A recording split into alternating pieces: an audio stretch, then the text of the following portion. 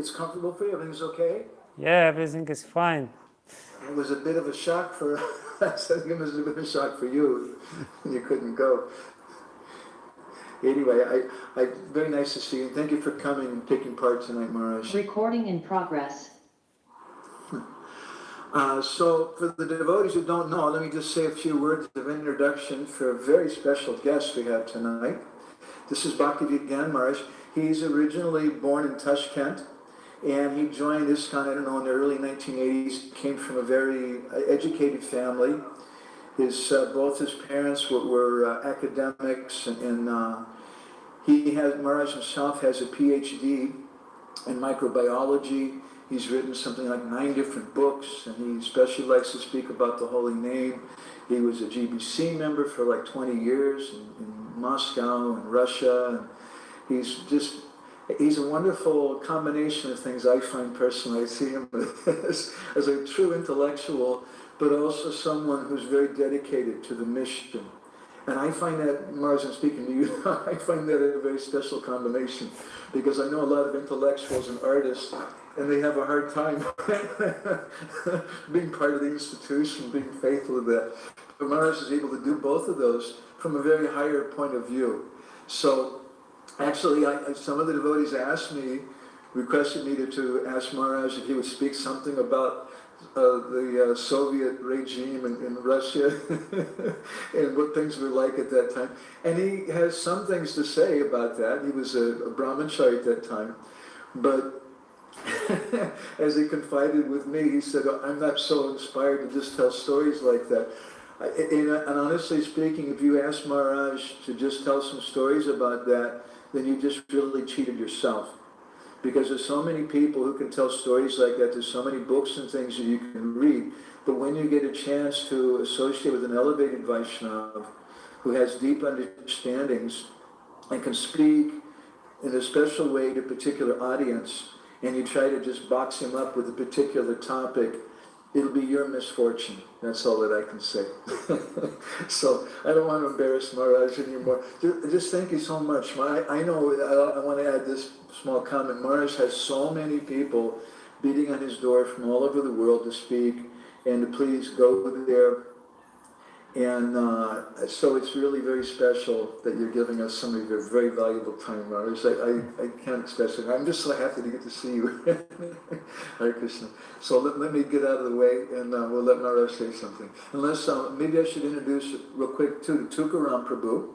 Tukaram Prabhu is a disciple of Bhakti Charu Maharaj. And this is Amitesh Gaur Prabhu, who is also a disciple of Bhakti Charu Maharaj. And they were requested by their Guru Maharaj to come to Bhubaneswar and to do some youth preaching.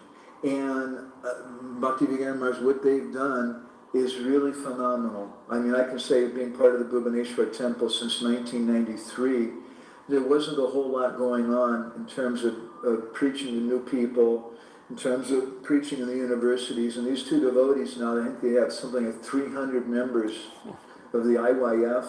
They have 10 different youth hostels they've opened up. I mean, it's a big financial thing. They're opening all these places, and the students come, and they pay money, and they have to chant 4 rounds a day, and they take prasad, and they attend 1 class a day, and like that. And meanwhile, they're attending so many courses.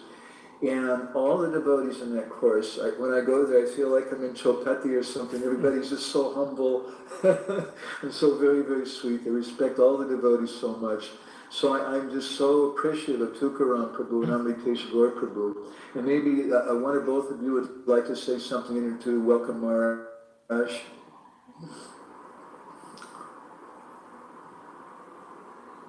Hey Krishna, we are very fortunate that we got the divine association of Maharaj, although in this Zoom platform. But we are so happy also to Madhavanand Prabhu that he arranged this.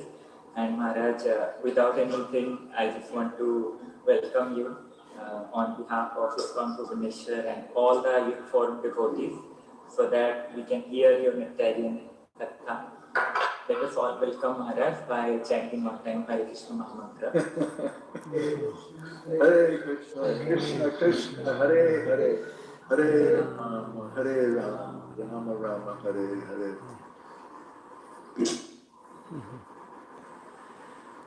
Okay. Thank you very much for such kind words and for inviting me.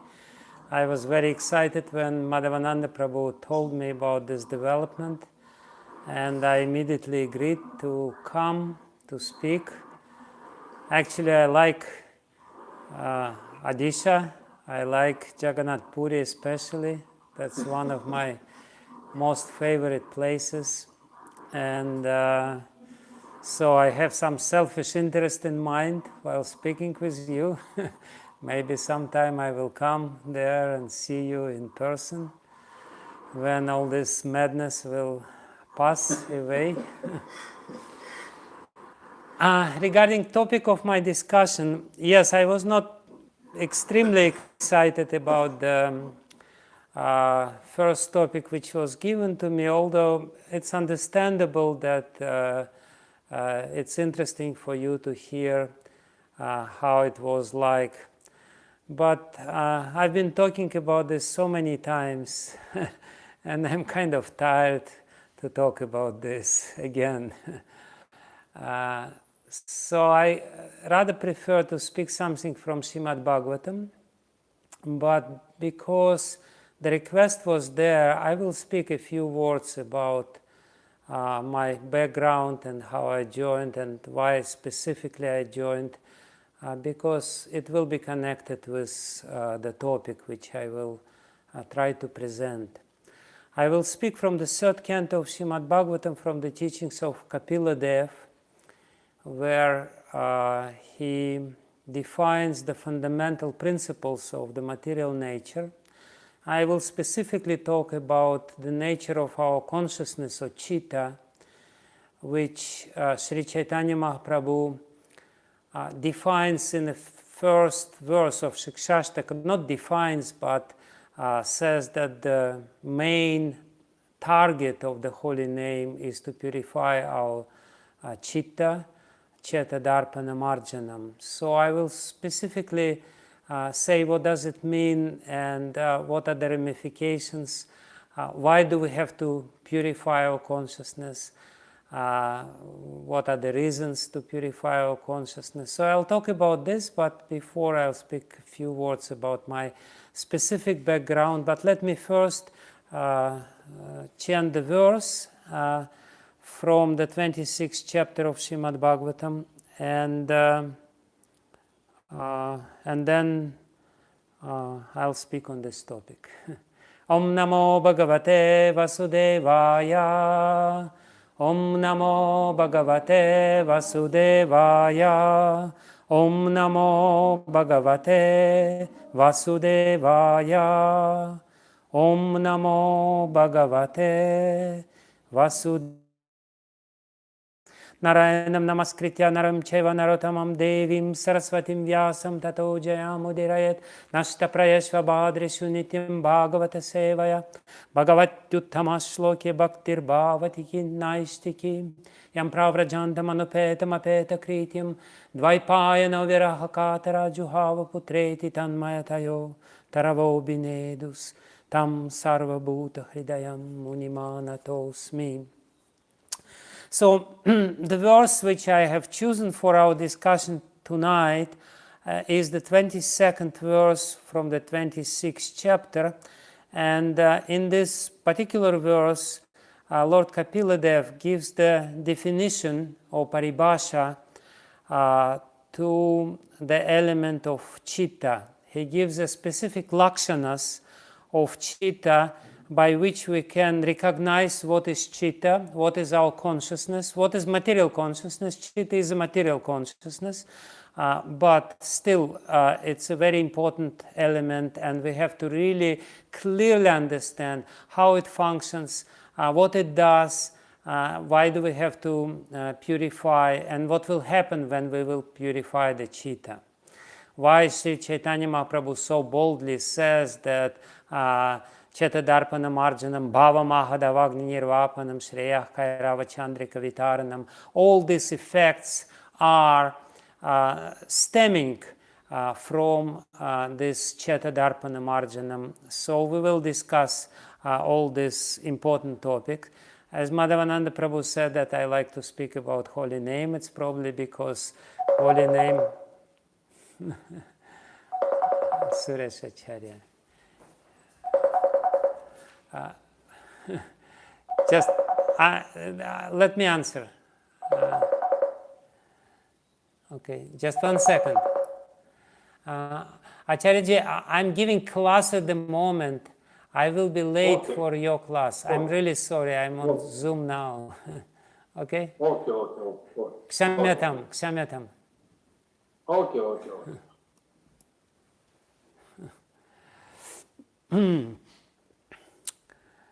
So Madhavananda Prabhu said that I like to speak about the holy name. It's purely for my own self-purification and my own improvement. So by speaking about this, I remind myself how important it is to concentrate on the holy name and how important it is to chant purely and what does it mean to chant purely.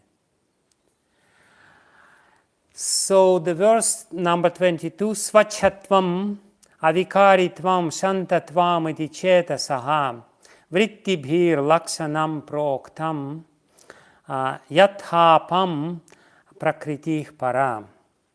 After manifestation of the Mahatattva, these features appear simultaneously. As water in its natural state before coming in contact with earth is clear, sweet, and unruffled, so the characteristic traits of pure consciousness are complete serenity, clarity, and freedom from distraction. Purport by His Divine Grace A.C. Bhaktivedanta Swami Prabhupada. The pure status of consciousness, or Krishna consciousness, exists in the beginning. Just after creation, consciousness is not polluted. The more one becomes materially contaminated, however, the more consciousness becomes obscured. In pure consciousness, one can perceive a slight reflection of the Supreme Personality of Godhead. As in clear, unagitated water, free from impurities, one can see everything very clearly, so in pure consciousness or Krishna consciousness, one can see things as they are. One can see the reflection of the Supreme Personality of Godhead, and one can see his own existence as well. This state of consciousness is very pleasing, transparent, and sober. In the beginning, consciousness is pure. So we can see how Prabhupada is connecting this particular verse with a very important and relevant topic for us. What is our conditioned consciousness, and why do we have to purify it, and why it is so important. So let me chant Mangala Charana first, and then I'll speak on the topic. Namo Vishnu Padaya Krishna Prishtaya Bhutale Srimati Bhaktivedanta Swamini Namine Namaste Saraswati Deve Gauravani Pracharine Nirvishesha Shunyavadi Paschatya Deshatarine Shri Krishna Chaitanya Prabhu Nityananda Shri Advaita Gadadhara Srivasadi Gaura Bhakta Vrinda Hare Krishna Krishna Krishna Hare Hare Hare Rama Rama Rama Hare Hare Hare Krishna Krishna Krishna Hare Hare Hare Rama Rama Rama Hare Hare Ananda Lila Maya Vigrahaya Himaba Divyachavi Sundaraya Tasmai Mahaprema Rasapradaya Chaitanya Chandraya Namo Namaste Yandah Pravishya Mama Vachim Imam Prasuptam Sanjivaya Takila Shakti Darak Swadam Nanyam Shahasta Charana Sravanat Vagadim Pranannamo Bhagavate Purushaya Tubhim Svasyastu Vishwasya Kalach Prasidatam Dayantu Bhutani Shivam Mithodiyam Manascha Badram Bhajatata Dokshaje Aveshyatam No Matir Apyahaitu Ki. Again, Hare Krishna. and welcome to this little talk about the philosophy and practice of Krishna consciousness. So, as I promised, I will start a little bit from my own background and why did I join Hare Krishna movement. Actually, not in my wildest dream I thought about joining some sort of religious organization. I was quite an atheistic person, and not without a reason. My parents were atheists, my grandparents were atheists. My grandmother, she believed in God, but when I was a small child, I was preaching to her that there is no God. I was very much programmed in this way, and I thought my grandmother, she just utterly stupid, and she doesn't understand the reality of things. And I graduated from Moscow State University, and then I started doing my post-graduation studies, doing a PhD degree in molecular biology in particular, in the Institute of Molecular Biology. When at one point, one friend of mine gave me Bhagavad Gita. And he said, why don't you read it? It was not Srila Prabhupada's Bhagavad Gita, it was Bhagavad Gita translated by some members of Theosophical Society, just one simple verses without even much explanation. And I read this little book. It was a small, tiny book. I read this book and I was completely, totally shocked. This book impressed me so much, and the immediate thought which appeared in my mind is that if it's true, I should not live the life which I live now. It was an amazing conclusion, but it was very clear because I kind of understood that there is a higher truth behind this book, even though I can clearly understand now that I didn't understand anything from this book. You know, it was translated in a very flowery language, in a very esoteric language with a lot of strange things there. So I didn't really understand what is the book, but one thing I could clearly understand, that there is some truth behind this. It's not just some words in a paper, it's not just some imagination, some creation of some poet or whatever. There is some higher truth behind this, and not only higher truth, but the truth which, by the fact of its existence, it's very compulsory that it more or less forces me to change my way of life. We all know it's difficult to change our way of life. We're all programmed, we're all conditioned by our background, by our surrounding, by our relatives. They all want us to behave in a certain way. But just by reading this book, without understanding anything about this book, this thought appeared in my mind, I should change something perhaps in my life. And what struck me, what was the most striking feature of this book, what was the first impression, is that this book is presenting a worldview which is, even though it's totally theistic, it is spiritual, and it's speaking about God. Nevertheless, it's very, very rational. We're used to think that if it is religion, it has to be something totally irrational. And the more irrational it is, the more religious it is. So that's the usual impression, you know, and you just have to blindly believe in it. And basically, you know, the impression which most of the people, especially in the West, have about religion is that, you know, it's something for totally irrational people. and you know, you just have to blindly believe in it, and you know, it's just because you are irrational yourself, this is your shelter. You try to find shelter of something similar to you, and only totally irrational people can be religious. So my first encounter with Bhagavad Gita or Vedic spirituality, let's put it more properly, with the Vedic culture or Vedic approach to spirituality, changed completely, totally this misconception which I had. I realized just again by reading, by just very slight encounter with this book, I realized that spirituality does not have to be irrational.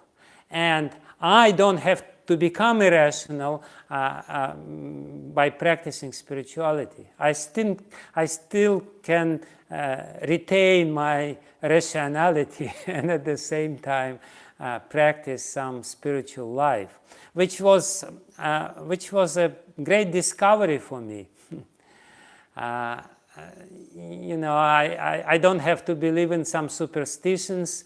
I don't have to become stupid, and you know, I don't have to become a fanatic. I don't have to become dogmatic. I can remain normal human being, but at the same time practice some sort of religion or spirituality. That was a great discovery for me, and actually that was first step towards this, because as I said in the beginning, why I never thought about joining any religious organization, because I thought it would change my personality in a certain way which I didn't want to have. So, and that's why I started practicing. I started chanting at that time. My friend who gave me Bhagavad Gita, he said, "Why don't you chant?" You know, and because I had this idea that I have to change something in my life, and I didn't know what I have to change. So this suggestion from my friend was very welcome. I realized that, yeah, this is something which I can change in my life. Now I can chant something, and even though, you know, when I started chanting, sometimes I looked from the objective point at myself, and I was asking myself, what are you doing? You are a scientist. What is going on with you?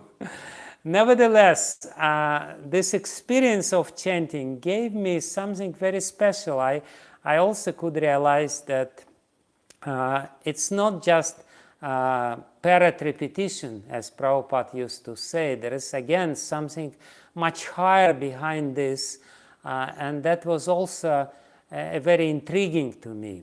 I mean, because I'm a scientist, I was born under the Mrigashira Nakshatra, and those people, Prabhupada also was born under Mrigashira Nakshatra. That's his nakshatra of his birth. Those people who are born in Mrigashira Nakshatra, or Mrigashira, yeah, they're very inquisitive. They always want to know something new. They are really, you know, they want to investigate things. So for me, the journey for Krishna consciousness started from this desire to investigate something new, to explore different way of life, and to explore different possibilities in life and different experiences which I may have. And I'm still exploring this. Actually, the friend of mine told me that, you know, if you will chant this Hare Krishna mantra, you will see some aura around people. And I was very interested. I thought, really, far out, I will see some aura. I don't see any aura, you know. And I started chanting with this idea in mind. I have to confess that 40 years later, I still don't see any aura. But nevertheless, the process is remaining very interesting because every day something new is happening, and I,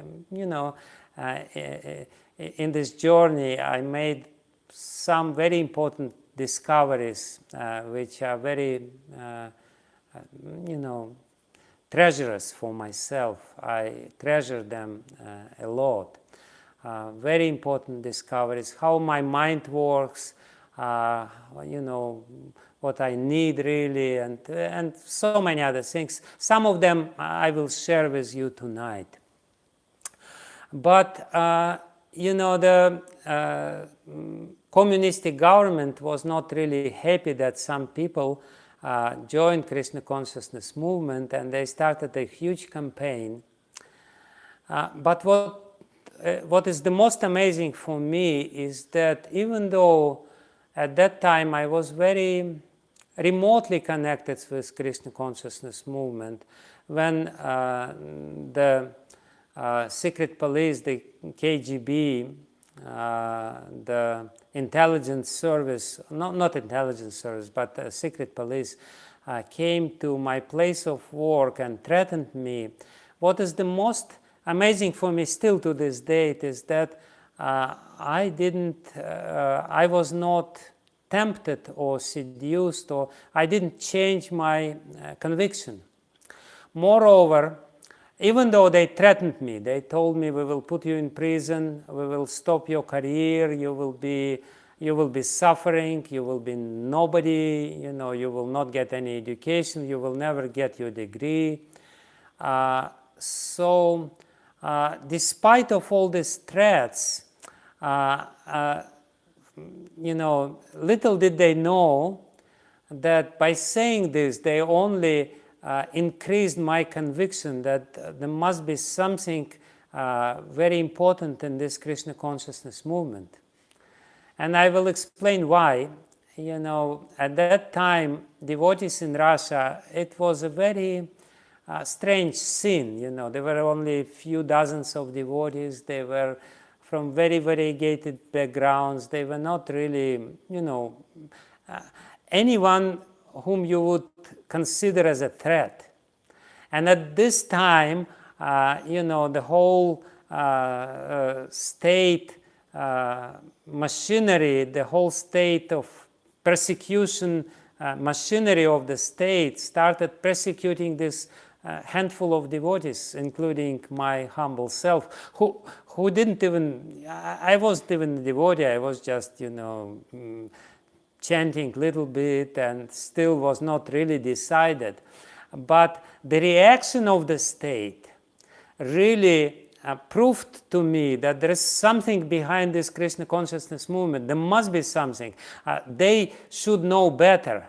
I may not understand the influence of this movement, but the secret police must know better because this is their job. So since that time, I consider secret police of Russia one of my Vartma Pradarshaka guru. They really,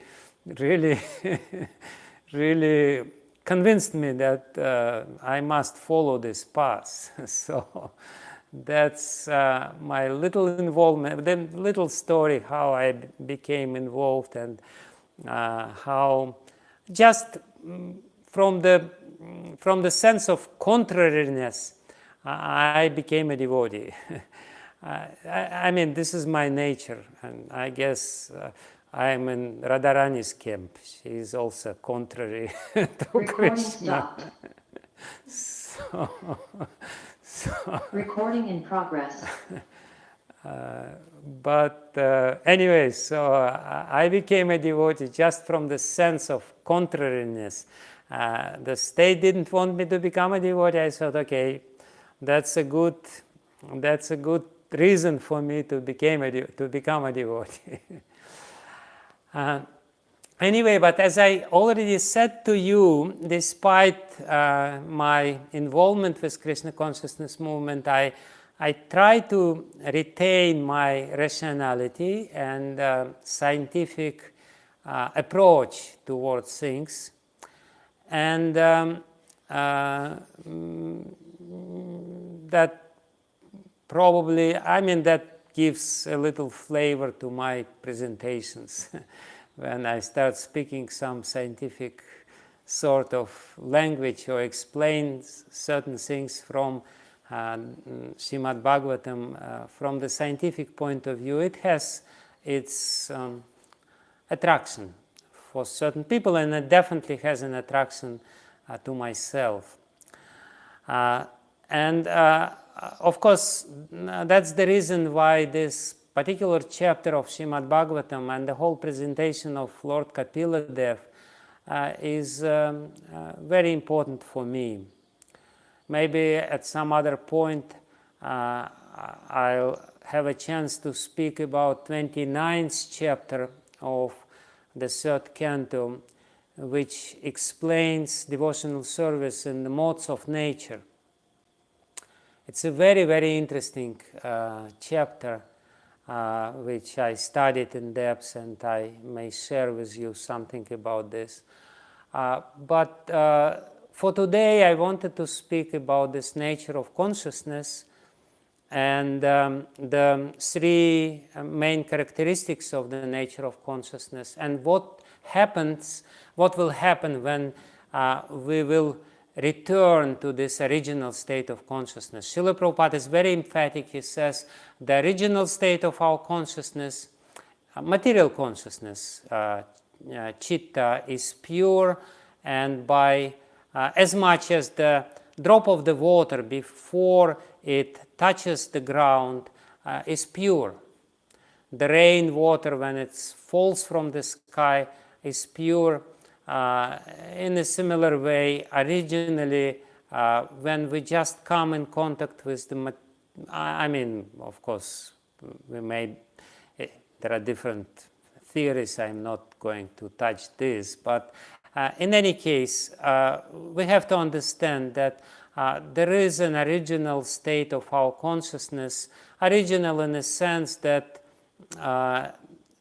it's by nature like this.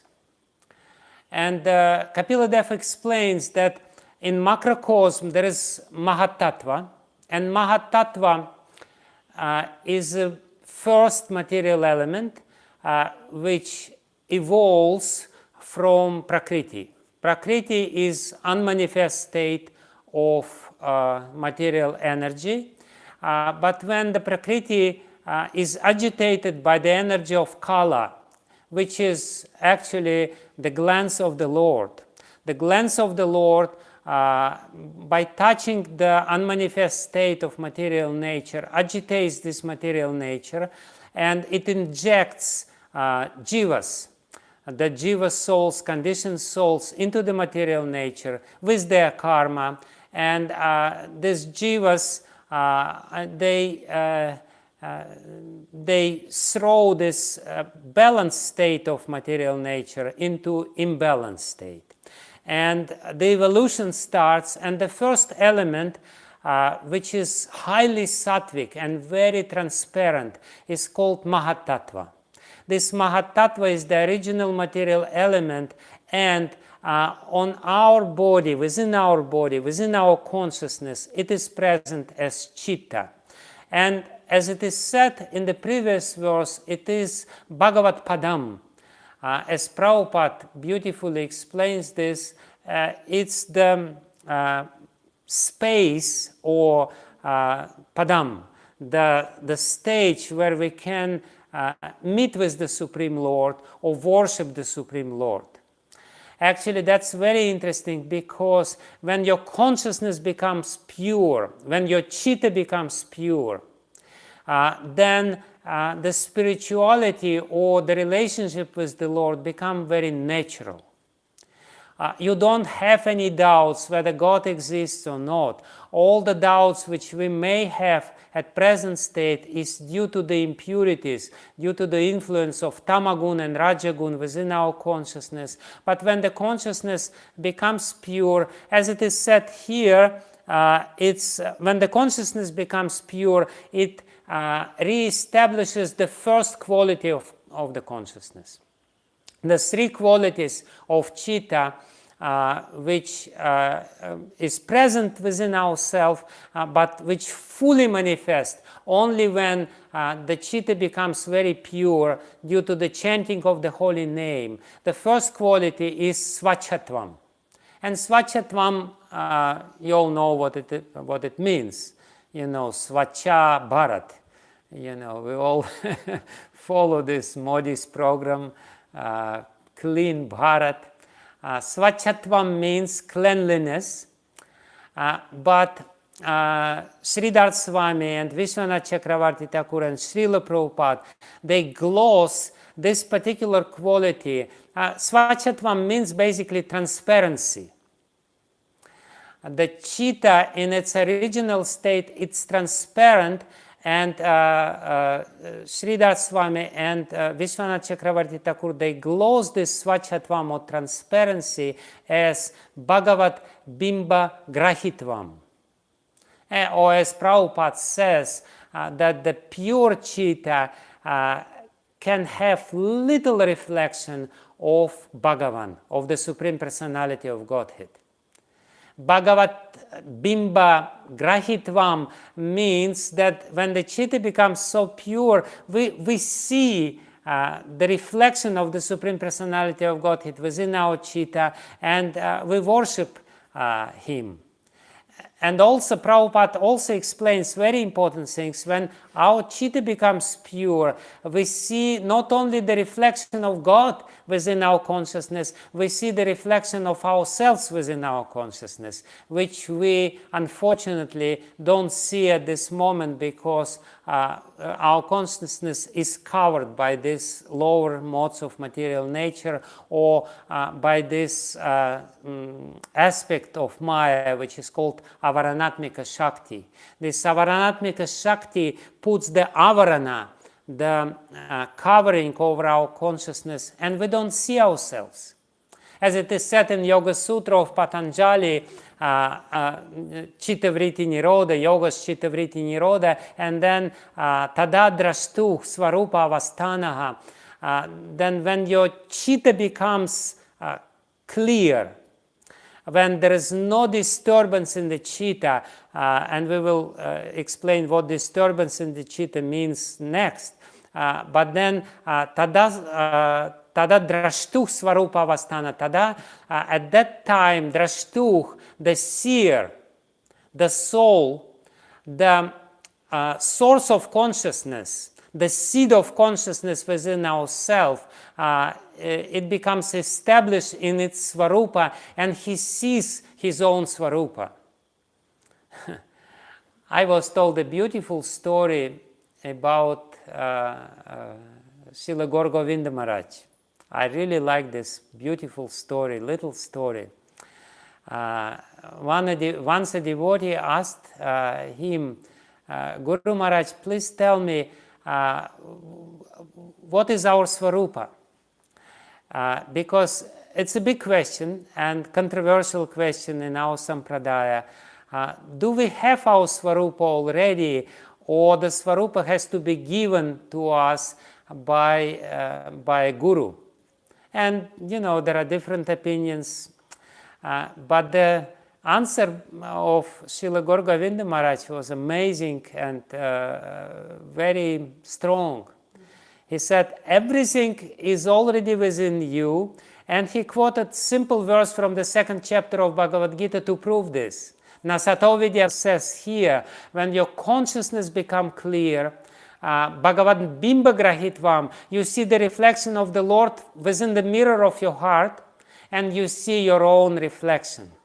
Tada Drashtuh Svarupa Avasthanaha, according to the Yoga Sutra of Patanjali, 3rd Sutra of Patanjali, Yoga Sutra, you will be established in your own Svarupa, and you will see the reflection of Svarupa in this pure consciousness. So that's the first quality of Chitta, Svachatvam, the reflexive ability. And therefore Chaitanya Mahaprabhu, he compares our Chitta with Darpana. He compares it with the mirror. The mirror has the reflective ability, but at this moment, the mirror of our consciousness, the mirror of our heart is polluted, and therefore we don't have clear perception of the world even. We don't see the world clearly. Prabhupada says in this purport that when our consciousness becomes clear, clean, and transparent, not only we will see the Supreme Lord, we will very clearly see the world around us as it is. Whereas now we have very perverted perception of the world. In other words, if you are a scientist and if you want to know the things as they are, you have to chant Hare Krishna, Krishna Krishna, Hare Hare, Hare Ram, Ram Ram, Hare Hare. As much as, I have these glasses, you have to clean these glasses every now and then, otherwise you see some, only the dirt which is on the glasses. And in the same way, the people who study the world around them, but they don't have clean consciousness, they only see the dirt which is around them in the matter. And then they say, yeah, this is my discovery. The world is like this. It's dirty. No, dear sir, the world is not dirty. Your consciousness is dirty. So that's the first quality. The second quality is even more interesting. It is said here that Swachhatvam Shantam, Swachhatvam, Swachhatam Avikaritvam. Avikaritvam means there is no transformation or there is no vikar in our consciousness when it's clear. We can see very clearly that there is some vikara within our consciousness when we interact with this material nature. This vikara means the change of the state of consciousness. Right now you are awake, but if I talk too much, some of you will fall asleep. It's the same consciousness, but it will be transformed. You will see some dreams, and sometimes we know when we just fall asleep, there are different images come to our consciousness, and it's a very strange changed state of consciousness, little different consciousness, not exactly the same which we have when we are awake. Or when we take some drugs, hopefully you never took them. I didn't take either, but some people took. And it's changed state of consciousness. And also when we become very distracted, like right now you're sitting and you're listening and you're more or less concentrated on this, but we all know as soon as we open our mobile phone and start browsing through the internet, immediately the consciousness becomes distracted. We cannot really concentrate it on one subject matter. There is this attention deficit syndrome develops. So these all different transformations within our consciousness. Originally, our consciousness is very calm. It's very concentrated. Actually, by nature, we are concentrated. The distraction which is there, it's artificial. It's imposition upon our consciousness. And our original consciousness is concentrated. When we chant the holy name, and when our consciousness becomes distracted, when we go somewhere here or somewhere there, it means that there is some impurity within our heart. When the consciousness becomes clean, then naturally you will be very easily, you will concentrate on some subject matter according to your wish. What to speak about concentrating on the holy name. Therefore it is said in the third verse of Shikshashtakam, Trinada Pisunичina Taror Apisahishnuna Amanina Manadina Kirtaniya Sadahari, you will always be concentrated on the holy name when your consciousness becomes clean. This third state, third verse of Shikshashtakam describes this clean consciousness. When Chitta or Chetana become clean, then we naturally become humble, we're very tolerant, and we are very concentrated.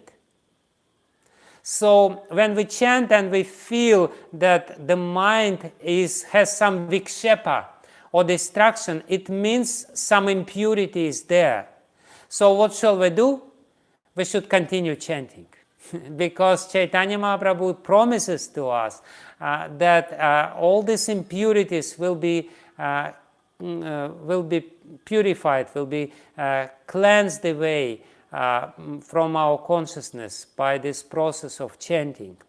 So the second quality, avikaritvam, is glosed by Vishwanath Chakravarti Thakur and also Sridhar Swami as laya vikshepa rahitvam. It means the absence of laya and vikshepa. Laya is this changed state of consciousness when tamas or tamagun is very heavily influencing our consciousness. When we go to sleep, when we are completely, I don't know what's going on. Just leave me alone. This is laya. Laya means the destruction of consciousness. Literally, laya means destruction, means destruction. When the consciousness is destroyed, no consciousness. When we're deep in sleep, there is no consciousness. But how is it possible that we don't have consciousness? It's because our chitta, we're always conscious. Because conscious is the nature of the soul. But when the chitta is covered during the deep sleep or during some sleep state, is covered by tamagun, then it seems to us subjectively that we are unconscious. Or sometimes we may ask what happened when somebody faints, or when somebody takes a huge dose of drug, or when somebody is under anesthesia. What happens with the soul? Why we don't feel anything? This is exactly the reason. Different drugs, they impose very strong influence of tamagun upon our consciousness. And because of this tamagun, we become unconscious for some time. Which is necessary when we do some surgery or whatever. But that's the mechanism behind this. But that's vikara. When this vikara is not there, then one always in this state of complete serene consciousness or very clean or clear consciousness. There was a very interesting episode which Srila Radhanath Maharaj explains in his book of Journey Home.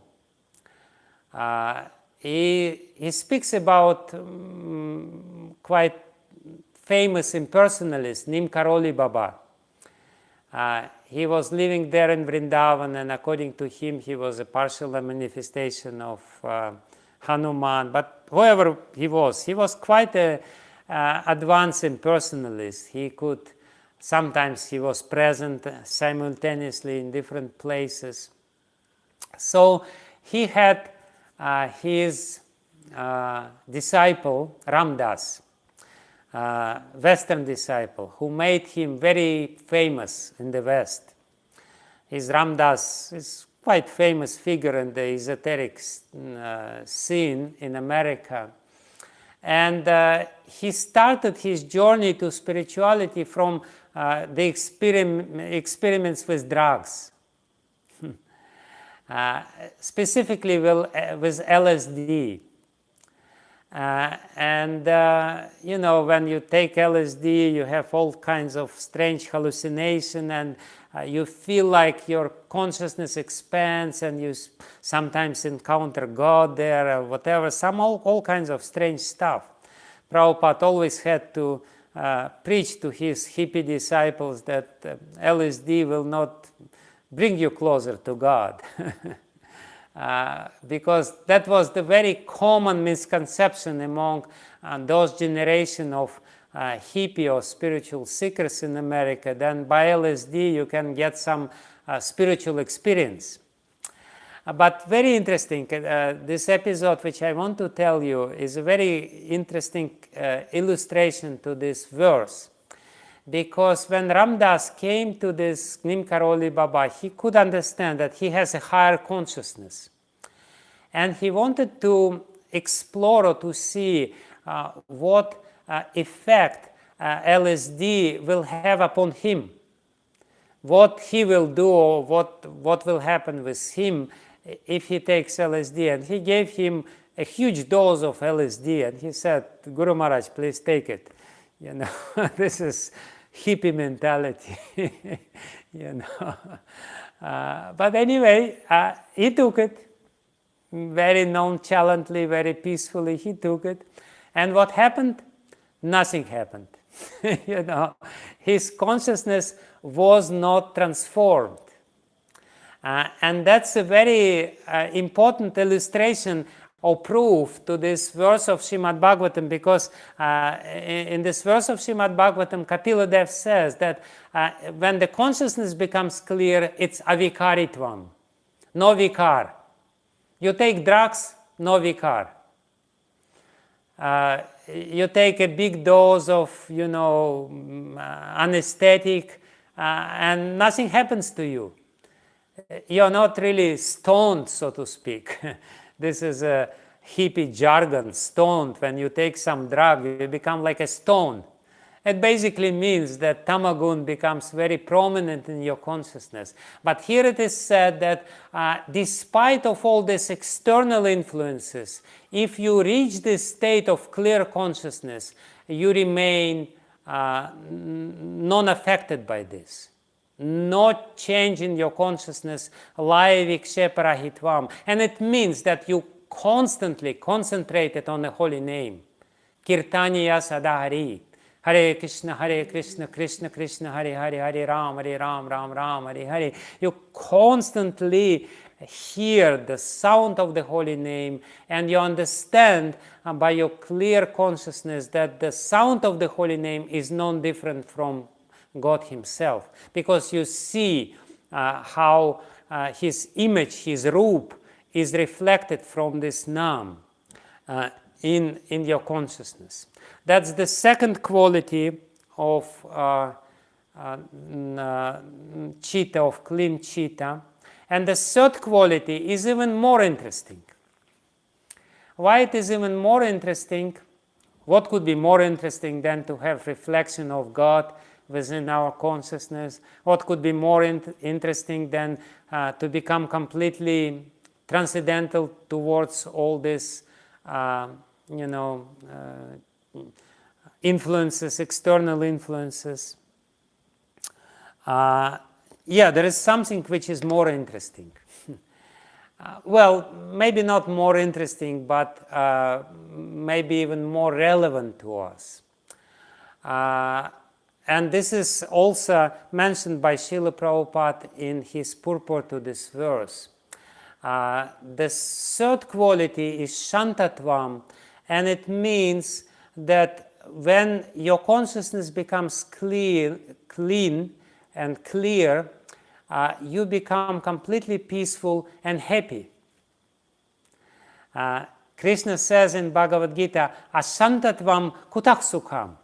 How you can become happy without peace, without shanti. And Prabhupada explains this in the purport, and Vishwanath Chakravarti Thakur, he glosses this shantatvam. He says, ragadi rahityam means that there is no negative emotions. You don't experience negative emotions starting with raga. Raga means attachment. Raga means this passion. And when your consciousness becomes very peaceful, then you don't have any negative emotions. And it means that you're happy, you're totally happy. Why did I say that it's more relevant? Because we all want to become happy. And how we become happy? Chetadarpanam arjanam bhava mahadavagni nirvapanam.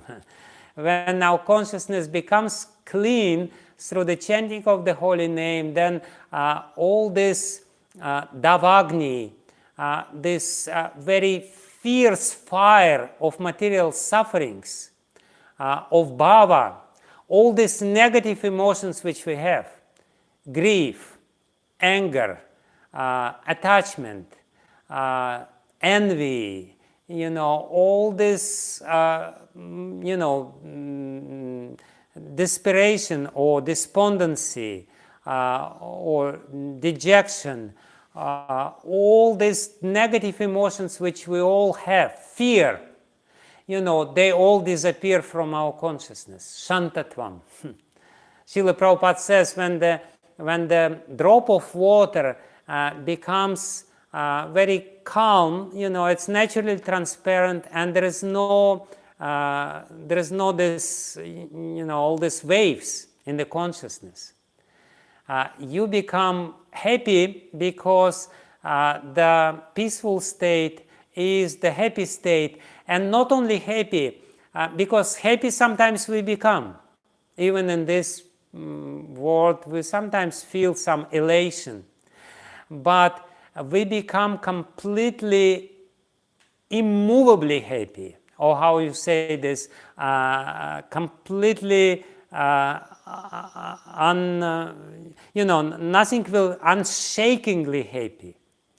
Nothing will shock you or will disturb you or will throw you out of happiness. You will remain happy in all circumstances. That's the sign of clean, clear consciousness. If your consciousness is clean and clear, you remain happy under any circumstances. There is a beautiful story about Srila Prabhupada in this regard.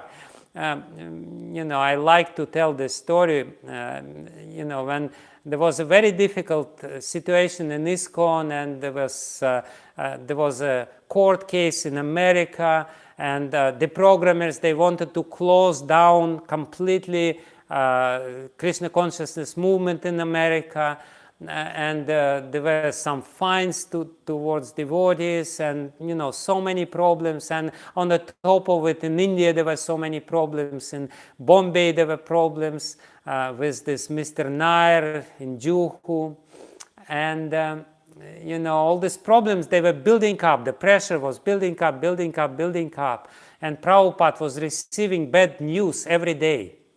And we all know we get little bad news, and our consciousness becomes completely, we become morose for some time. We become disturbed. So this whole heavy pressure was coming upon Prabhupada. And ultimately, some telegram came. I don't remember from where, from Australia or from some other part of the world. This telegram contained a very bad news. Very bad news. Something really bad happened. And Prabhupada opened this telegram and he read this telegram. And nothing changed in his, he remained very sober and very grave, as he usually was. But then he went to his room, and his secretary, he became really curious what's going on, what he will do. And he looked in the keyhole, what Srila Prabhupada will be doing. And Prabhupada, he saw that Prabhupada laid down on the floor and started laughing. He didn't express his laughter in front of everyone, but when he was alone in his room, he just started laughing, and he was laughing and laughing and laughing. And his secretary was looking at him, and he couldn't figure out what's going on. But that's exactly what's going on. as it is said here by Kapila Dev, that first quality is Svachhatvam, another quality is Avikaritvam, and the third quality is Shantatvam. And Shantatvam means Ragadi Rahityam. There is no negative emotions, no experience of negative emotions ever, never. So, and but let me explain a little more if I have time. Madhavananda Prabhu or Tukaram Prabhu, please, or somebody tell me if I have some time more, or shall I finish now? Because I wanted to say few other important things, but I don't have to. Hare Krishna. Yes, yes. Maharaj, we have time, please. Okay. Okay. So I wanted to ask you a question and give an answer to the question which I will ask you. But please think about it first before I start speaking or answering this question. What does it mean, happiness? Why sometimes we are happy and sometimes we are unhappy? What does it mean in terms of consciousness? How should we interpret this in terms of consciousness? And why some people are constantly unhappy and some people are generally more happy? What quality of consciousness would determine this state of our well-being, of our emotional condition? So that's the question which I want you to think for a moment, because ultimately we're talking about this pure state of consciousness. Why pure state of consciousness is a happy consciousness? Why Srila Prabhupada was so emphatic about this? Why he always said, chant and be happy, and that the happiness is a natural consequence of chanting? Why are we so bold to say that when your consciousness is clean, it also means that it will become happy? So let me explain it a little bit. First of all, we should understand very clearly what unhappiness means. Unhappiness means contracted consciousness. When the consciousness is really kind of jammed or contracted. Why this, how our consciousness becomes contracted? By the influence of false ego. It is explained again by Kapila Dev in this third canto of Srimad Bhagavatam in the same chapter. It is said that the false ego limits our consciousness. Our consciousness is by nature is very, very expansive, and it is said when our consciousness becomes clean, we connect with Mahatattva. Why yogis can have all these powers? Because they connect with the source of consciousness, Mahatattva, and they get all kinds of information from there. It's like we have our little individual computer, and in our computer we have some certain information stored on the hard disk. But when our individual computer is connected with the internet, with the source of information, then the information we can get unlimited amount of information. The information which is there on our hard disk is limited, but when we connect with the higher consciousness or higher memory or whatever, then the information becomes unlimited, and we can really get access to different sort of information. In the same way, yogi who cleanses his consciousness, he connects with this Mahatattva. And by connecting with Mahatattva, he gets all kinds of information, and he can, he can know what is within your consciousness, because he does not have limiting influence of false ego. False ego is by nature tamasic. Kapila Dev explains this very clearly, that this sattvic chitta, the next transformation of the sattvic chitta is tamasic false ego, ahankara. And when ahankara limits us, it basically kind of contracts the chitta by the pressure of tamagun. And when we are in this egoistic consciousness, our consciousness, even though it's expansive by nature, it's really huge, it's connected with this Mahatattva, it can include the Supreme Personality of Godhead within it. It is said in Upanishads that anantyaya kalpate, that our individual consciousness can become unlimited.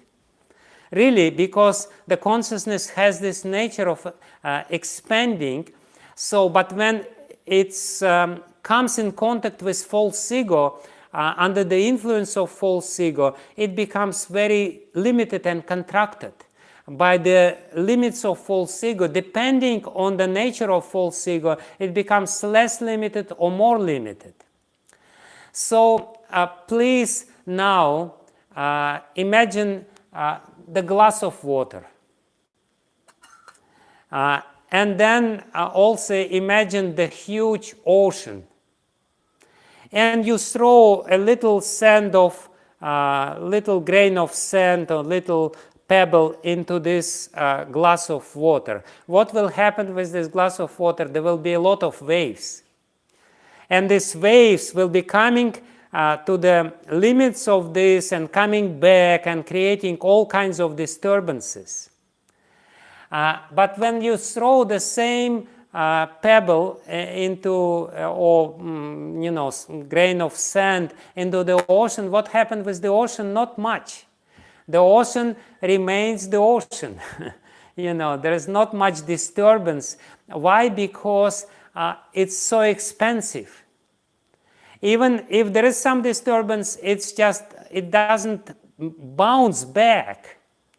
So what happened when our consciousness is limited by our false ego, little disturbances there, and this little disturbance create huge waves within our consciousness, because the consciousness is so contracted. And these waves within our consciousness, which forces us to lose composure and calmness and peacefulness, is called negative emotions. So all negative emotions are only there because of false ego. When we don't have tamasic false ego, when our consciousness is clean, there is no disturbances. And we only feel this calm and peaceful state of our consciousness, which means happy consciousness. So the question which I asked, what is the difference between happy consciousness and unhappy consciousness? Happy consciousness is expanded consciousness. And when we temporarily feel happy, or through some artificial means, the consciousness becomes expanded. When people take LSD, then there is certain expansion of consciousness which they experience. Of course, when the influence of drug disappears, then the consciousness becomes even less contracted, and therefore you get depression. But that's the idea. Please catch this very important concept. The happiness means expanded consciousness. And the more our consciousness expanded, the happy we are. And what is the limiting adjunct of our consciousness is this false ego. I am this body. I am Indian, I am Russian, I am this, I am that. Or I am an animal, I am this, or I am that. This is all tamas. And until we remain in this tamastic state of consciousness, or egoistic consciousness, selfish consciousness, I am this, I am a woman, and therefore I have to be, I have to fight with all the men. You will never become happy. Like Prabhupada, he made this correction to Bhakti Tirtha Maharaj. Bhakti Tirtha Maharaj said, Prabhupada, I came to this Krishna consciousness movement, and I saw that there is no chauvinism here, that there is no racism here. But I encountered the same racism here in Krishna consciousness movement. And Prabhupada looked at him and said, yes, it's there, but you're not different. You're not much different, because you feel it, you notice it, because it means that you already also have the same bodily consciousness. And bodily consciousness means unhappy consciousness. Unless and until we retain consciousness of our body within the limits or parameters of our false ego, we will remain unhappy. So that's a very important concept. And Bhaktivinoda Thakur, he explains 5 stages of expansion of consciousness. He says that achadita chetana, and then how it's called? Before mukulita chetana. How it's called? Yeah, I forget, I'm sorry. Achadita. Sankuchita, yeah, Sankuchita. Yeah, Sankuchita Chetana. Achadita Chetana, when the consciousness is in the trees, you don't really know whether they're conscious or not. In the West, people think that there is no consciousness in the trees because it's achadita. It's completely contracted. Sankuchita means there is some little manifestation of consciousness, and that's what you can see in the animals and in birds. You can see that there is some consciousness, but it's very limited consciousness. And then there is Mukulita Chetana and Vikasita Chetana and Purna Vikasita Chetana. Mukulita Chetana, budding consciousness, when consciousness becomes a little more expanded in a human form of life. But still, because it's limited, it's still in a budding stage, it's not really expansive, then you don't really see the reality as it is. You can limitedly see the cause and effect. The more expansive your consciousness becomes, the more clearly you see the cause and effect relationship in this world, and ultimately you will be able to see the cause of all causes. Why people reject the existence of God? Only because their consciousness is so contracted, is so limited. So they cannot really see the cause beyond the causes. They only see the immediate causes and try to study immediate causes. This Mukulita Chetasa means scientists.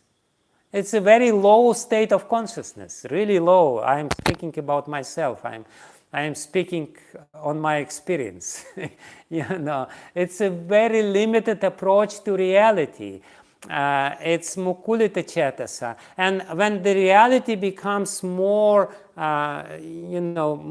more expanding and becomes more flourishing, when the lotus of our consciousness starts expanding, then we will clearly understand, yes, there is God, and this reflection of the image of God will take place within our consciousness, and at the same time we become happy.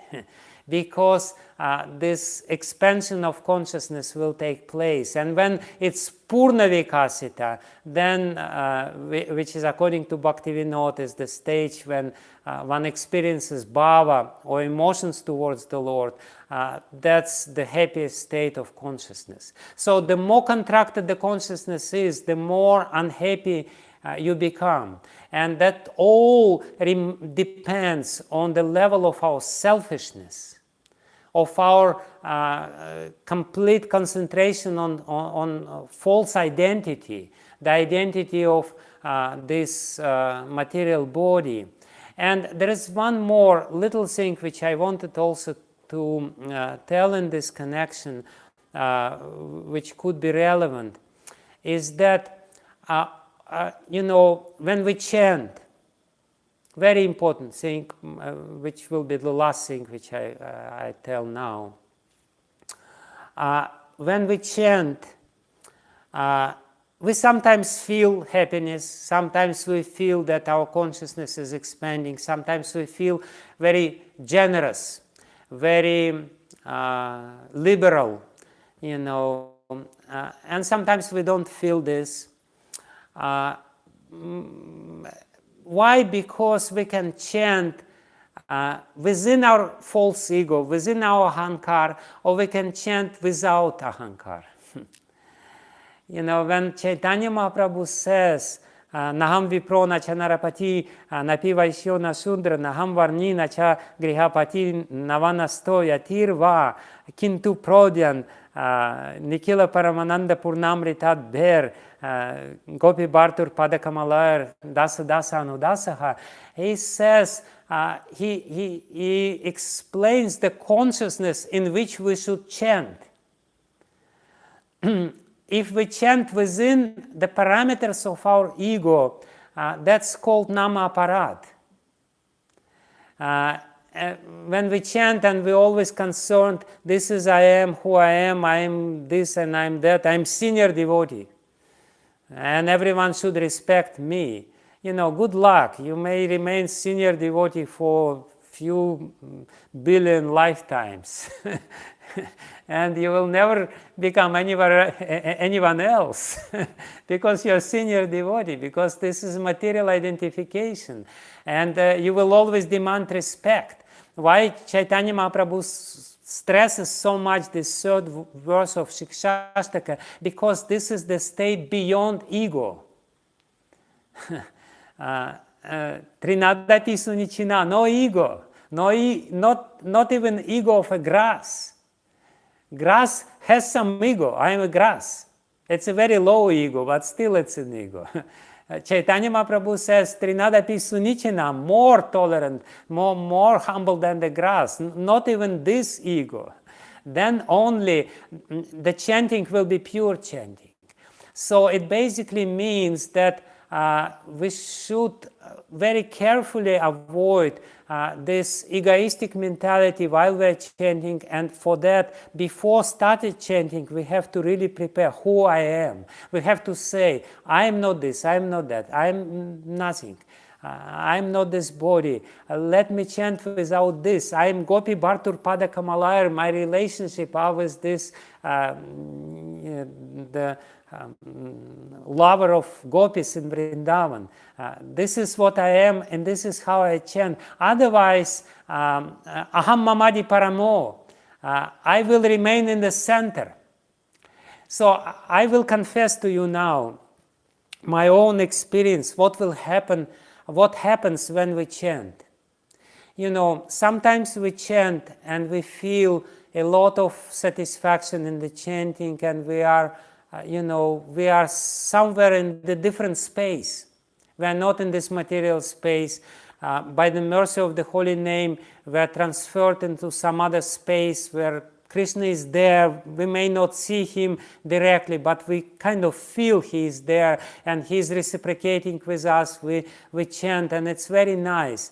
But then something happens, our false ego becomes alarmed and says, something is wrong with you, you are not with me anymore. You are somewhere beyond. And false ego throws you into this space. into the material space which is limited by our false ego. And we remain chanting. The same track is going on, Hare Krishna, Krishna Krishna, Hare Hare, Hare Ram, Ram Ram, Hare Hare. But it's not the same, because already you have all concerns, and you think how you will enjoy next week, and how you will enjoy next year, and how you will enjoy when you become sannyasi and guru, and how you will enjoy when you get married, or how you will, this is all concepts which are flooding our consciousness as soon as we allow our false ego to influence our consciousness while chanting. And even though we are chanting, we're only thinking about how I will enjoy. And in this world of our false ego, please notice it, take a note of it. In the world of false ego, everything is very clear. Everything is very understandable, In the world of false ego, you know all the information, you call this and that, This is your enemy, this is your friend, this is your good friend, this is your competitor, This is all, your false ego defined everything. It's like, dog. When dog is going around, every now and then he raises his leg and passes some urine, because he says, I know this tree, this is my tree, and to prove that this is my tree, there will be some urine of mine. So the same way the false ego, it maps the world around you by different means, by putting different labels. This is good, this is bad, this is, this is myself. And you live in this very narrow world of your false ego, and you try to chant Hare Krishna. Good luck. There will be no Hare Krishna. It will be just Hare Krishna aparad. So to chant clearly, you have to go beyond, and for that you have to understand that I'm not this body. I don't want to be limited by this body. I don't want to be, I don't want to be senior devotee. I don't want to be a junior devotee. Chaitanya Mahaprabhu himself says, I am not senior devotee, I am not junior devotee. I am nobody. Nobody of this world. Naham varni, nacha grihapatir, navanastoy, atirva. I'm not a sannyasi. Not a sannyasi, and this beautiful garland is not mine. Nothing of this. So if we chant with this consciousness, how, I'm nobody, and I have to tolerate, including the onslaughts of my own ego. As soon as my own ego speaks something, I have to tell him, shut down, I'm just, Gopi Bhartur Padakamalaya Dasa Dasa Anudasa. I don't care what you have to say. If we are very consistent with this, then very quickly the purification of consciousness will take place. Very quickly we will experience these results of the expansion of our consciousness. Very quickly everything which is promised by Chaitanya Mahaprabhu in the first verse of Shikshastakam will take place. But if not, if we insist in chanting within this little room of our false ego, little camera of our false ego, a little prison cell of our false ego, then it will be very difficult. It will take very long time. It's a science. Therefore, we have to Recording stopped. We have to understand what's going on. Recording in progress. And we should try to chant as properly as possible. That means without false ego. And as soon as we notice that we're again back to the prison cell of our false ego, where everything is very clear and very dirty and very, and very familiar to us, we should just say, I don't want to be in this prison cell anymore. I've been in this prison cell for too long. I want to get free from this. So that's my little message. And connecting to the beginning of my class, I said that the government was trying to put devotees in prison in the Soviet Union, and that was definitely not a very good thing. But basically, devotees knew that some devotees were put in prison. Some devotees did experience this very dramatic and traumatic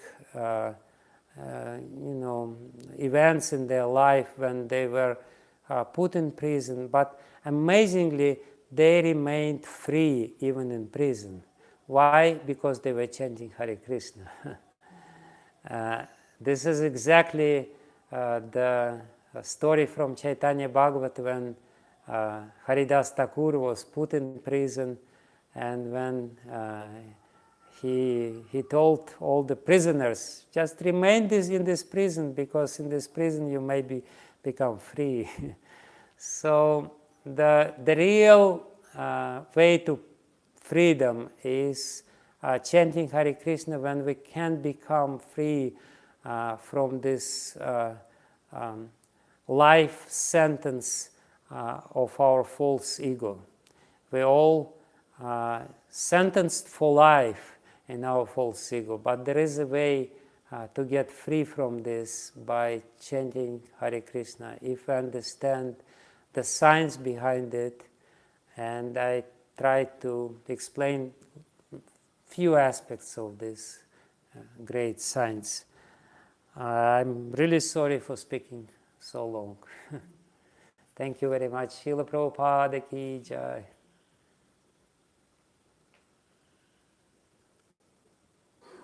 Maharaj, thank you so much. You gave us so much to think about. I really, really appreciate that. I think the devotees, maybe you can understand a little something why Maharaj is so popular in Russia and how powerful he is. I'm so happy that you didn't just tell us some stories about Russia, rather you shared with us something very important about our consciousness. I'd just like to ask Amritesh Gaur Prabhu if he could organize the questions. He usually does that really nicely. Can you do that, Prabhuji? Hare Krishna, Maharaj. Hare Maharaj, really it was so absorbing that we all were very happy and we thought if we could hear more. However, whatever you told, we noted down and we will try to think upon them. There are some questions here and there. Tukaram Prabhu has a question. I'll ask Tukaram Prabhu to start with. Well, I would like to summarize whatever you have discussed. Please correct me if I am wrong. He told that Prakriti, which is in balanced state, so when there is a glance of Lord, that is Kala, and Jiva enters to the end, and because of their karma, so they enter into material realm. So then Mahatattva, which is the first material kind of, there is an imbalance in Prakriti. And this Mahatattva is Sattvic, which is the covering on Jiva or Chitta. Maharaj, is this correct? Yes, correct. It's predominantly sattvic. It's a very great degree of sattva in Mahatattva. Even though there is no pure sattva, because material sattva always mixed, but it's a very high degree of sattva in this Mahatattva, or originally now Chitta, without the influence of ego. And Maharaj, you told that this Mahatattva, because it is predominantly sattvic, so when it comes in contact with matter, just like water when it comes in contact with earth, it becomes polluted.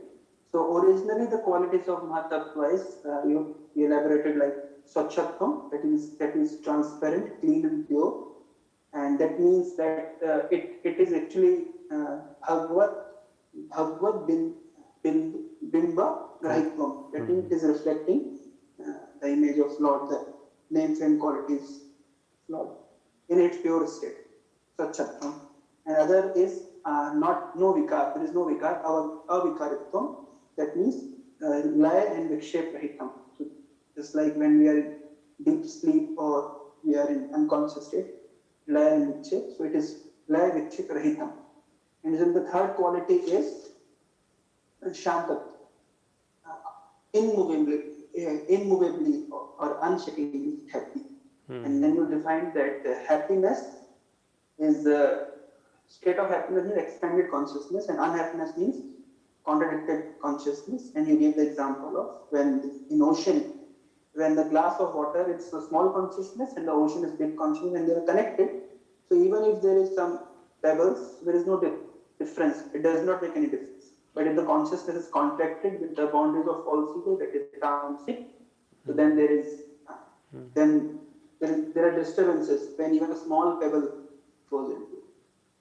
So Maharaj, we learned this, and I just wanted to relate with, like I was hearing few days back about Virtasura. So Virtasura and during his fight with Indra, so in such moment also, his consciousness is, as you told, unshakingly happy, and Bhagavad Dimba Graitam, that is completely pure, without any rag, without any dvesh. So he was because he was absorbed constantly in thinking about the Lord. And Maharaj, you concluded by saying that pure chanting means when we do not have, when we have this consciousness that I am not Varni, I am not Shudra, I am not Sannyasi, I am not. So the pure consciousness is Gopir Bhartu Pad Kamalaro Das Dasi. So Virtasura also had this consciousness that let me become the Das Anudas of the deities. So we could relate that. So I just want to say, Maharaj, that just like when technical students sit together, they did not discuss externals, they discuss kind of like in electronics. So those are customers, they see that what is on the display.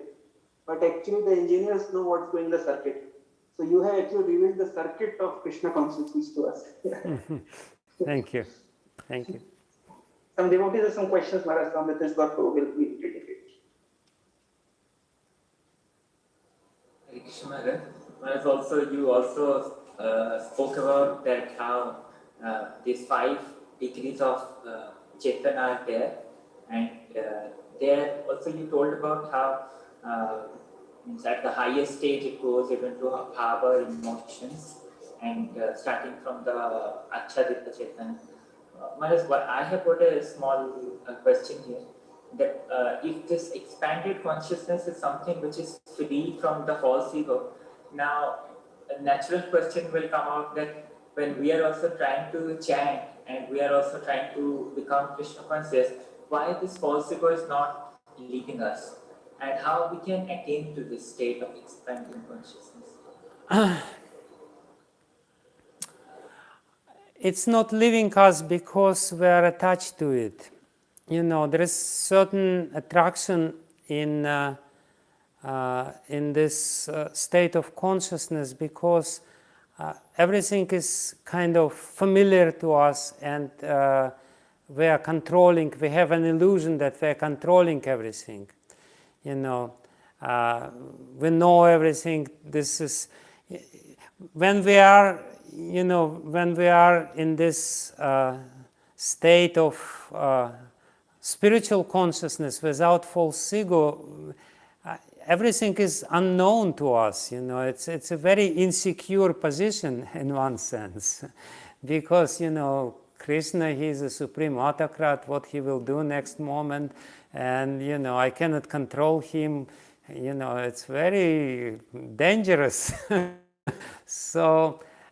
Basically, we are attracted to remain in our, it's like you're sitting in your little room and you know everything, and you're going to some grocery shop and you've been doing it for so many years, and then all of a sudden somebody tells you, now you will go to America. And America is such a wonderful place. There are so many grocery shops there and things like this. And you say, no, I don't need many grocery shops. I know some. So what I mean to say is that when we go to some other state beyond our false ego, it may look very insecure, because we're not in control there. We know that we're not in control there. Whereas in the world of our false ego, we are totally in control.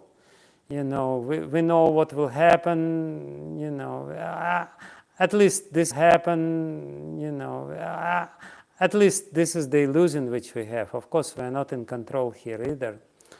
So that's why people are little attached to their, world which is so familiar, and they're afraid to go to some expanded realm of consciousness where there's not much familiar. We become little afraid.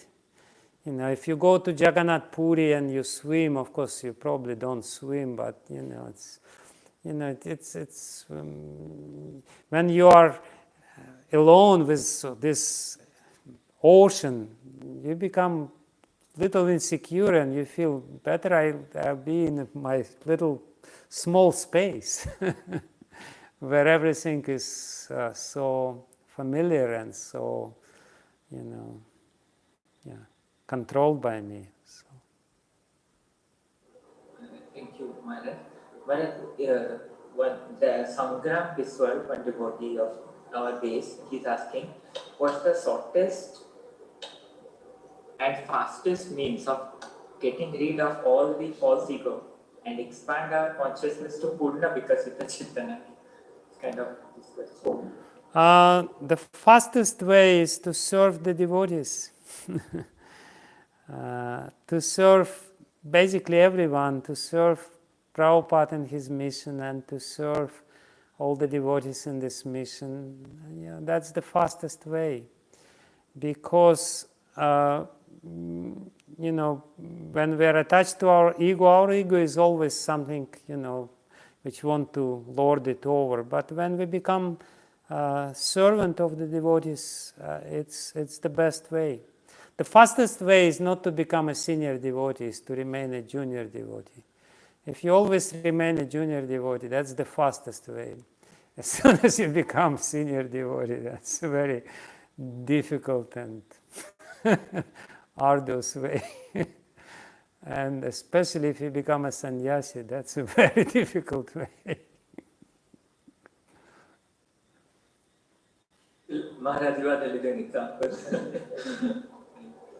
Maharaj, one devotee asking, he's telling, please accept my obeisances, how to deal with material and annoying people in day-to-day life. Say it again, what? How to? How to deal with material and annoying people in our day-to-day life. Well, they are annoying and you should not be annoyed. And then you will be able to deal. If they are annoying and you are annoyed, then you will not be able to deal with them properly. So the first condition is that, see, why people are annoying? Because we take them too seriously. Why our mind can be very annoying and agitating? Because we take our mind too seriously. As soon as we don't take our mind too seriously, as soon as we don't take, when there is a little child, and the child may be very annoying. He may be running here and there and yelling and, crying and doing all kinds of things. But if you don't take him too seriously, you know that it's just his childish tricks, then you will be able to calm him down very quickly. But as soon as you become provoked by this child, agitated by the mischief of this child, it's not going to help. You will not be able to pacify the child. You will be only disturb yourself.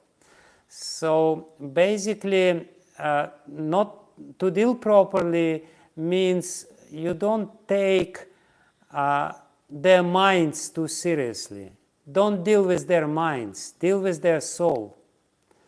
We have to take them seriously, but as the spirit soul who wants love, who wants some spiritual relationship with Krishna. But if you take their minds too seriously, then you will be agitated and you will not be able to deal with them properly, and you will not be able to pacify them. So don't take their minds too seriously. Just, say, yeah, it happens. Maharaj, I have one question, which I don't know, it's a little foolish question. Here in the beginning, you saw that verse from Bhagavatam, third canto.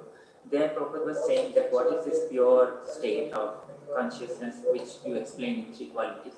Here, Prabhupada says that when we get to this pure consciousness, we can see the reflection of Supreme Personality of Godhead, and also we can see our own existence or our own self.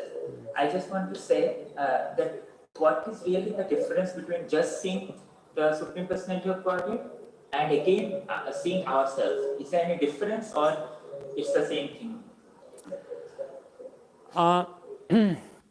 It is explained many times by our acharyas and Srila Prabhupada and in scriptures. Then you can only see yourself clearly when you see the Lord, because you cannot see yourself without the sun. The Lord is like the sun. When the sun is there, you can see the sun and you can see yourself. When there is no sun, you don't see yourself.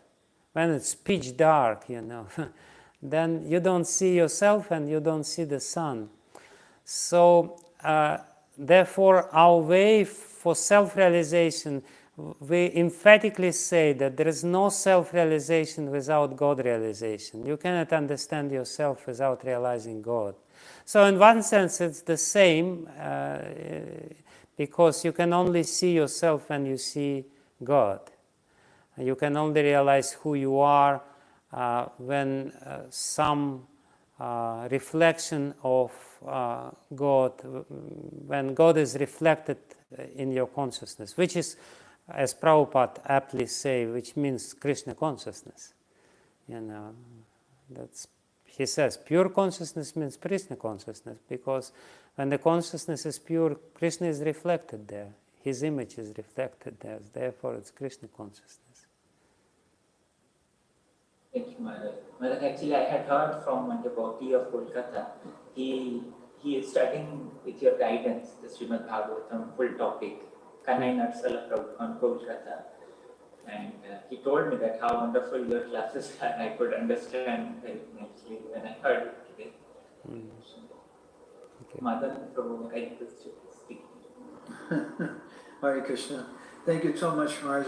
There's many things I was thinking about, but I wanted to kind of stay out of the way and let the other devotees get some chance with you.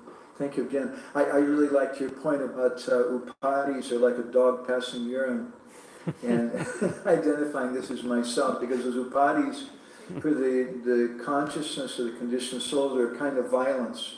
Yeah. Because I own you, you are mine. Yes. And that's just like the dog passing urine. This is my tree, this is my place. So these upadhis are like passing urine. I really appreciate it. So many wonderful points. Very, very thoughtful. I'm just so indebted to you, Maharaj. You really make us think in a very, very deep way. You speak in a very relevant way. I know Brajabanita's here tonight too, watching. She's in complete ecstasy. She's very happy.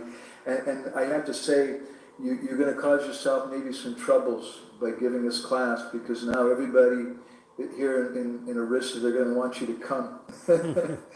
I'll come. I love Orissa. I'll come. I will come for sure. But you can't just come in secret and stay by yourself. So you have to come and give a class at the temple in Bhubaneswar. And you'll have to come again to our ashram. We have a nice guest room for you here. I'll definitely come as soon as I can. Hare Krishna. Okay. So thank you again, Maharaj, so much. Thank you. Tukaram Prabhu, do you want to add anything before we go? Let Maharaj go. Thank you. Thank you, Maharaj. We are very grateful that you came. Maharaj, we are very grateful to you for bringing Maharaj here on this platform. Thank you. Thank you. Hare Krishna. So just let us know when you're coming to Puri, Maharaj. Yes, you will be the first one. You will be the first And one. I know if sometimes Anapayani is here, sometimes Brajabanita may be here, they'll be in great ecstasy if you come. We have some cooks for you or someone like that too. Okay. Brajabanita's there. Okay. Thank you. Thank you very much. Hare Krishna. Srila Prabhupada ki jai. Jai.